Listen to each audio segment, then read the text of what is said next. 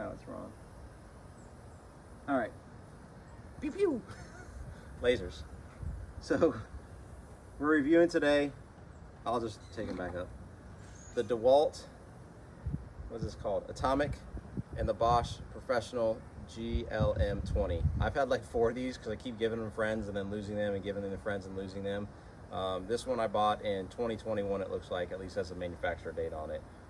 This one's manufacturer date is 2021 as well. I bought this and I got upset.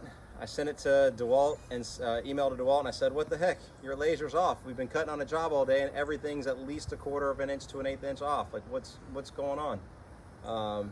And then I realized on the packaging it says it's only accurate to 1/4 of an inch. So that was on me, but they were very cool. They sent me a new one anyways.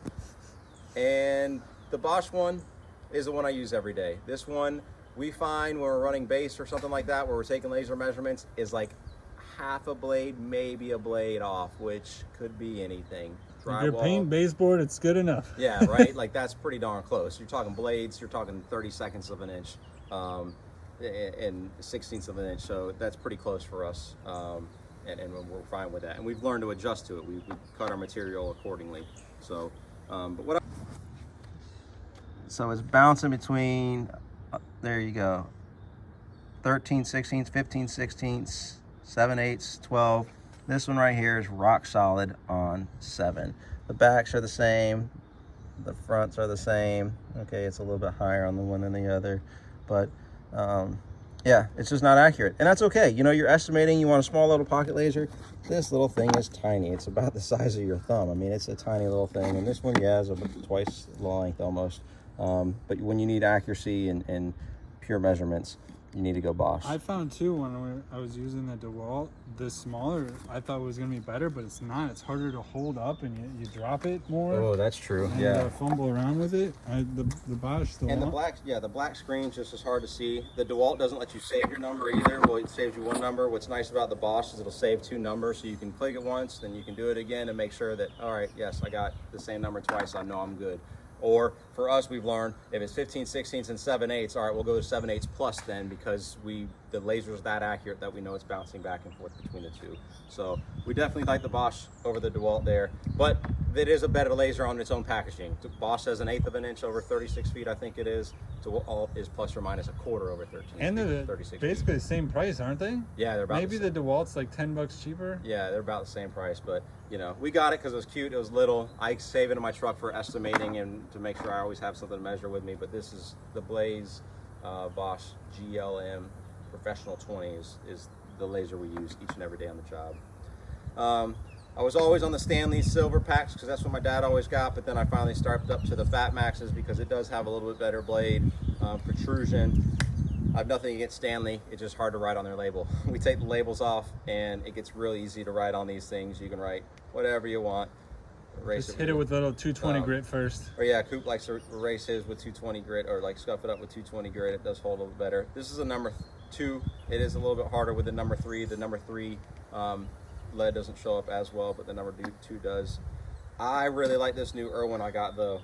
This Irwin's sweet. One trick that you should know if you don't about holding your tapes out is you should never let your tape slam into its own self.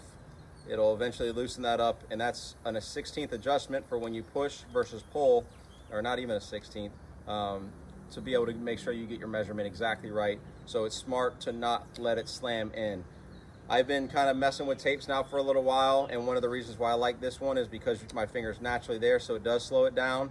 It doesn't have like some of the other tapes some of the other tape brands I saw had like a little metal piece here that I was messing around the store and it instantly cut my finger. I'm not saying I have the toughest man's hand in the world, but I definitely don't have soft hands. So when it cut my finger, I was like, wait a minute, that's not right. Who would want this as a tape then? I have not used the numbers on the back a whole lot, but what I do love about this tape compared to the Stanley is when I come over here to an inch, I've read a tape enough now to know my measurements pretty quickly, but every now and then I get a little flustered with the 15/16 versus 13. It takes me a minute to decipher that, whereas Irwin has figured out, let's just move this down. Just move that down, Stanley, then we'll be able to see everything. Come on, Stan. It's just nice. It's real nice to read. The numbers are a little bit bigger, and I don't know, they're easier to read for me. It's just a very clear tape. It's got better standout, I think, than the Stanley. Let's test it. I haven't tested them next to each other, but I was really impressed day number 1 of standout. Well, let me just see how far this thing will go.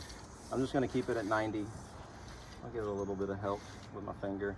I'm at 10 feet. I'm at 12 feet. All right, so like 12 sticks we'll give it.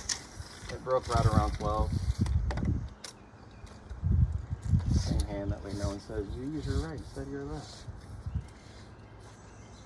I'm at, ooh, I was only at 10 there. I was about to say too, that's not even fair because the Stanley's old, the Irwin's new. Yeah, that's 10. There's 12. Yeah, all right, Fat Max, you got the standout. I'll give you that. But who's ever standing out? What are you doing if you're sitting there comparing your standout on your tape all day at the job? Work, would you? Yeah, I do have some. I've noticed this. It does twist a little bit more than the Stanley, I think. The Stanley does tend to hold its twist a little bit better. It does stay on my hip better. Oh yeah, side note.